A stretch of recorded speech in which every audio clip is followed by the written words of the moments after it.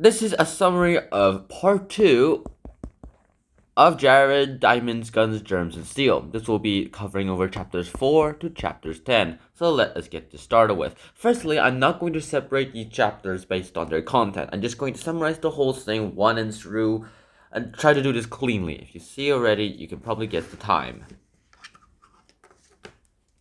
Either way, let's get this started with Jared Diamond's Guns, Germs, and Steel.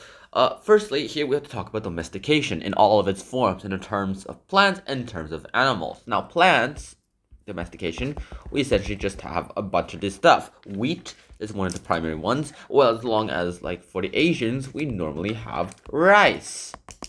So they're mostly in grains, and then you have lots and lots of grains together to go ahead and turn them into a big bowl of rice. That's why we don't count them in grains or husks. We just count them in weight, and etc. But there are a bunch of these domesticated kind of plants. Firstly, let's talk about berries. Now, berries, other than being like the size or being less poisonous, as I mentioned earlier, there was probably no way to actually the old people. By old people, I mean like the ancient people, the ones who started this domestication process intentionally. They have no idea of biology. They have no idea of how plants reproduce, or at least if they did, they found out unintentionally and were probably ignorant of it. And they just found out the conditions for everything to happen. And they found the conditions that were right for each other. AKA, everyone is working really hard, and AKA, everyone is doomed. Unless they like somehow create a surplus of food. This is where farming starts to come in. So I discussed about domestication earlier in a previous video. I believe that was in the part 1, but right now I'm just going to describe it again. Other than like choosing stuff, there's not much else you can really do about domestication. Other than like the obvious factors like the color, the bigness, the size, or how poisonous it is, or how lethal it is for that matter. Very non-lethal too. And agriculture went ahead and flipped everything 180 degrees, at least in the plant's perspective. In the wild, it's better to go ahead and be eaten as much as possible, but also to be small as possible, or some kind of reverse of what we wanted to be domesticated. And there was no way to go ahead and do mass production, because like if you did mass production, well then you're going ahead and you're competing with your peers, and when you compete with your peers, everyone's dead, because like there's not enough resources for everyone. But in domestication or farming, having mass production and mass growing of these crops, that's really good. So you flipped 180 degrees. Instead of like we have to spread far and wide, it's like spread as close to each other as possible, that kind of thing. And as a result, we got agriculture, and that's how the domestication of plants happened. What about animals? You asked, domesticating the animals. Well, domesticating the animals, out of like all the 150 or something-ish, I probably overestimated kind of animals that are potentially able to be domesticated. There are only 14 of them that were domesticated, 13 of them being in the European parts and 1 of them being in the North Americas. And out of all those 13, 5 of them are kings. What am I talking about? I'm talking about the pig, I'm talking about the cow, I'm talking about the chicken, and etc. You figure out the rest. Yeah, I should also add the least the sheep. Not to mention the goat and the horse. Okay, so here's the official list. There's the cow, there's the sheep, there's the goat, there's the pig, and there's the horse. I might be wrong on this, but this is what Course Hero said. And I'm not searching through this book to find it again. But by the way, the facts are correct. There are 14 of them in the world. As I mentioned earlier, 13 here, and 5 of them all being here in this 13. This is pretty much why the Europeans had more immunity than the Americans.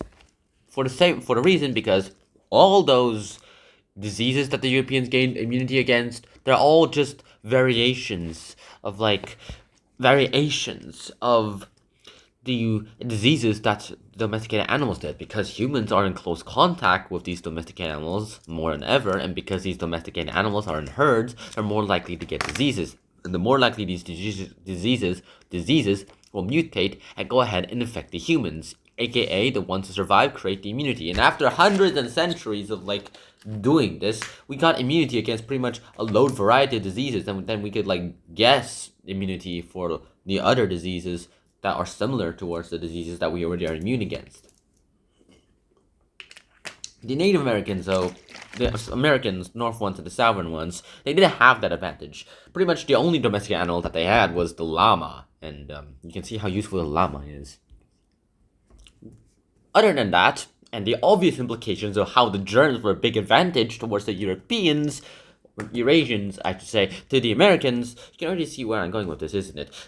Then again, the North Americans didn't really have that much of a sparse population. Sure, they had a sparse population. The Southerners definitely had a very big population, the Incas and everything and all. However, the North Americas, the ones where the current United States of America will exist, pretty much no one lives there. Like, yeah, sure, there's a bunch of populations there, but it's a sparse, plain kind of style, like where everyone's just migrates. There's no permanent settlement like the Incas or the Mayans. There's just roaming around until like wherever the bison leads, which we should talk about in a future episode, but we're very far away from the extinction of bisons right now.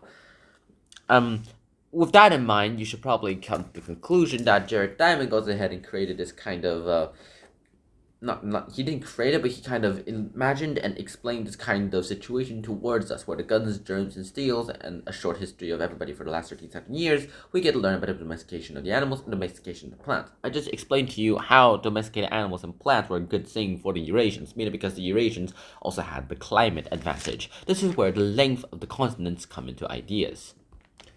Now, before I go into this, I should probably end my discussion on the domesticated animals. There's this thing called the Anna Karenina principle, which is pretty interesting too, because I also read Anna Karenina if you're a long-time viewer of this channel, which there are very few compared to the other long-time viewers.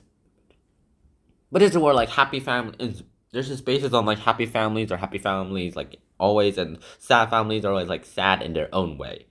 That's the whole thing. Domestic animals are domesticated in their own way, whereas like when they're not domesticated, they're for several reasons. Like they have to be docile, not going ahead and destroying humans, or not at least injuring or harming the humans, and they are not going ahead. They're tameable. They can reproduce in captivity, and they're strong enough to go ahead. They're heavy enough and strong enough to go ahead and help with manual labor. Dogs technically count, but cats don't count because they don't exactly help with your labor. They're just there for the companionship. So I don't think you could call that domestic animals in the sense of like the definition we're trying to find useful here.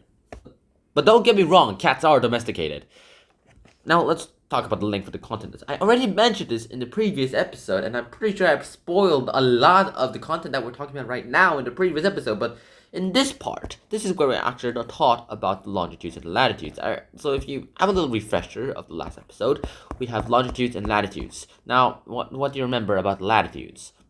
When you're on like the same line on horizontally, that tends to have the same climate, and similar climate means you can have similar crops. So that means you can adapt one crop from like one place on that line to the other part of that line, as long as you're going east and west. This is what the Eurasians had an advantage of, because, well, if you look at a map of Eurasia, and any map of Eurasia will literally go ahead and show you this, you can already see that it's more longer east to like west to east than like say north to south.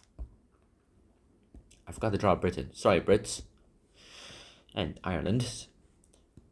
Africa, Australia doesn't even count here yet. We're gonna talk about the Polynesians way later. And in the Americas, they're at a pretty big disadvantage because they're more longer north and south than west to east. And well, north to south means that everywhere you change from north to south, even if you're like on the same latitude, if your longitude is different, well, I'm sorry, but your